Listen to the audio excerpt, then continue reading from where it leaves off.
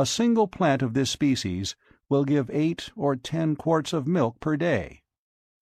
After I had eaten, I was greatly invigorated, but feeling the need of rest, I stretched out upon the silks and was soon asleep. I must have slept several hours, as it was dark when I awoke, and I was very cold. I noticed that someone had thrown a fur over me, but it had become partially dislodged, and in the darkness I could not see to replace it. Suddenly a hand reached out and pulled the fur over me, shortly afterwards adding another to my covering.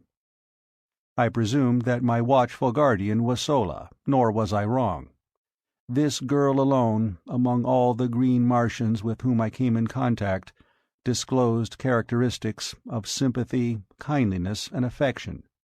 Her ministrations to my bodily wants were unfailing, and her solicitous care saved me from much suffering and many hardships. As I was to learn, the Martian nights are extremely cold, and as there is practically no twilight or dawn, the changes in temperature are sudden and most uncomfortable, as are the transitions from brilliant daylight to darkness. The nights are either brilliantly illumined or very dark, for if neither of the 2 moons of Mars happen to be in the sky, almost total darkness results, since the lack of atmosphere, or rather the very thin atmosphere, fails to diffuse the starlight to any great extent. On the other hand, if both of the moons are in the heavens at night, the surface of the ground is brightly illuminated. Both of Mars' moons are vastly nearer her than is our moon to Earth, the nearer moon being but about 5,000 miles distant, while the further is but little more than 14,000 miles away, against the nearly 250,000 miles which separates us from our moon. The nearer moon of Mars makes a complete revolution around the planet in a little over 7½ hours, so that she may be seen hurtling through the sky like some huge meteor 2 or 3 times each night, revealing all her phases during each transit of the heavens. The further moon revolves about Mars in something over 30¼ hours, and with her sister satellite makes a nocturnal Martian scene one of splendid and weird grandeur. And it is well that nature has so graciously and abundantly lighted the Martian night, for the green men of Mars, being a nomadic race without high intellectual development, have but crude means for artificial lighting, depending principally upon torches, a kind of candle, and a peculiar oil lamp which generates a gas and burns without a wick. This last device produces an intensely brilliant, far-reaching white light, but as the natural oil which it requires can only be obtained by mining in one of several widely separated and remote localities, it is seldom used by these creatures, whose only thought is for today, and whose hatred for manual labor has kept them in a semi-barbaric state for countless ages. After Sola had replenished my coverings, I again slept, nor did I awaken until daylight. The other occupants of the room, 5 in number, were all females, and they were still sleeping, piled high with a motley array of silks and furs. Across the threshold lay stretched the sleeping guardian brute, just as I had last seen him on the preceding day. Apparently he had not moved a muscle. His eyes were fairly glued upon me, and I fell to wondering just what might befall me should I endeavor to escape. I have ever been prone to seek adventure and to investigate and experiment where wiser men would have left well enough alone. It therefore now occurred to me that the surest way of learning the exact attitude of this beast toward me would be to attempt to leave the room. I felt fairly secure in my belief that I could escape him should he pursue me once I was outside the building, for I had begun to take great pride in my ability as a jumper. Furthermore, I could see from the shortness of his legs that the brute himself was no jumper, and probably no runner. Slowly and carefully, therefore, I gained my feet, only to see my watcher did the same. Cautiously I advanced toward him, finding that by moving with a shuffling gait I could retain my balance as well as make reasonably rapid progress. As I neared the brute, he backed cautiously away from me, and when I had reached the open, he moved to one side to let me pass. He then fell in behind me and followed about 10 paces in my rear as I made my way along the deserted street. Evidently his mission was to protect me only, I thought, but when we reached the edge of the city he suddenly sprang before me, uttering strange sounds and baring his ugly and ferocious tusks. Thinking to have some amusement at his expense, I rushed toward him, and when almost upon him, sprang into the air, alighting far beyond him and away from the city.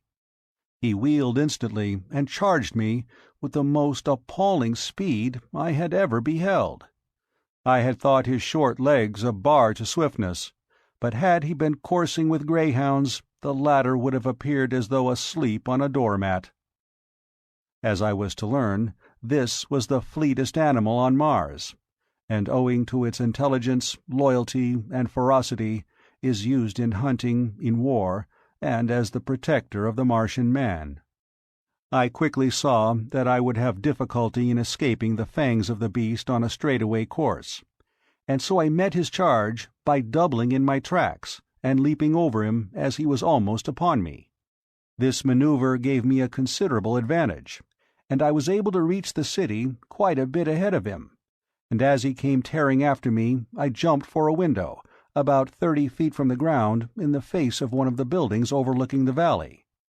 Grasping the sill, I pulled myself up to a sitting posture, without looking into the building, and gazed down at the baffled animal beneath me. My exultation was short-lived, however, for scarcely had I gained a secure seat upon the sill than a huge hand grasped me by the neck from behind and dragged me violently into the room. Here I was thrown upon my back, and beheld, standing over me, a colossal, ape-like creature, white and hairless, except for an enormous shock of bristly hair upon its head. Chapter 6. A Fight That Won Friends.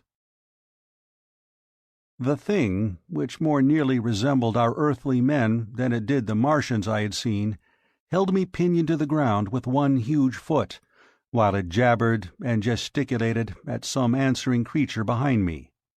This other, which was evidently its mate, soon came toward us, bearing a mighty stone cudgel with which it evidently intended to brain me. The creatures were about 10 or 15 feet tall, standing erect, and had, like the green Martians, an intermediary set of arms or legs midway between their upper and lower limbs. Their eyes were close together and non-protruding. Their ears were high-set, but more laterally located than those of the Martians, while their snouts and teeth were strikingly like those of our African gorilla. Altogether, they were not unlovely when viewed in comparison with the green Martians. The cudgel was swinging in the arc which ended upon my upturned face, when a bolt of myriad-legged horror hurled itself through the doorway, full upon the breast of my executioner. With a shriek of fear, the ape which held me leaped through the open window, but its mate closed in a terrific death struggle with my preserver, which was nothing less than my faithful watch-thing. I cannot bring myself to call so hideous a creature a dog. As quickly as possible I gained my feet, and backing against the wall I witnessed such a battle as it is vouchsafed few beings to see. The strength, agility, and blind ferocity of these two creatures is approached by nothing known to earthly man. My beast had an advantage in his first hold, having sunk his mighty fangs far into the breast of his adversary. But the great arms and paws of the ape, backed by muscles far transcending those of the Martian men I had seen, had locked the throat of my guardian, and slowly were choking out his life and bending back his head and neck upon his body, where I momentarily expected the former to fall limp at the end of a broken neck. In accomplishing this, the ape was tearing away the entire front of its breast, which was held in the vice-like grip of the powerful jaws. Back and forth upon the floor they rolled, neither one emitting a sound of fear or pain.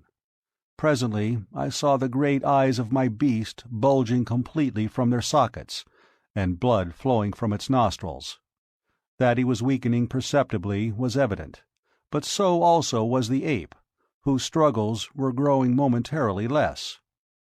Suddenly I came to myself, and with that strange instinct which seems ever to prompt me to my duty, I seized the cudgel, which had fallen to the floor at the commencement of the battle, and swinging it with all the power of my earthly arms, I crashed it full upon the head of the ape, crushing his skull as though it had been an eggshell. Scarcely had the blow descended when I was confronted with a new danger. The ape's mate, recovered from its first shock of terror, had returned to the scene of the encounter by way of the interior of the building.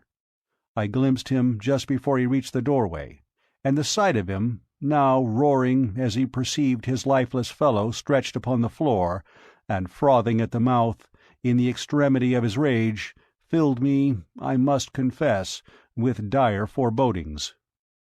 I am ever willing to stand and fight when the odds are not too overwhelmingly against me, but in this instance I perceived neither glory nor profit in pitting my relatively puny strength against the iron muscles and brutal ferocity of this enraged denizen of an unknown world. In fact, the only outcome of such an encounter, so far as I might be concerned, seemed sudden death. I was standing near the window, and I knew that once in the street I might gain the plaza and safety before the creature could overtake me. At least there was a chance for safety in flight, against the almost certain death should I remain and fight, however desperately. It is true I held the cudgel, but what could I do with it against his 4 great arms? Even should I break one of them with my first blow, for I figured that he would attempt to ward off the cudgel, he would reach out and annihilate me with the others before I could recover for a second attack. In the instant that these thoughts passed through my mind, I had turned to make for the window, but my eyes alighting on the form of my erstwhile guardian threw all thoughts of flight to the 4 winds. He lay gasping upon the floor of the chamber, his great eyes fastened upon me in what seemed a pitiful appeal for protection. I could not withstand that look, nor could I, on second thought, have deserted my rescuer without giving as good an account of myself in his behalf as he had in mine. Without more ado, therefore, I turned to meet the charge of the infuriated bull-ape. He was now too close upon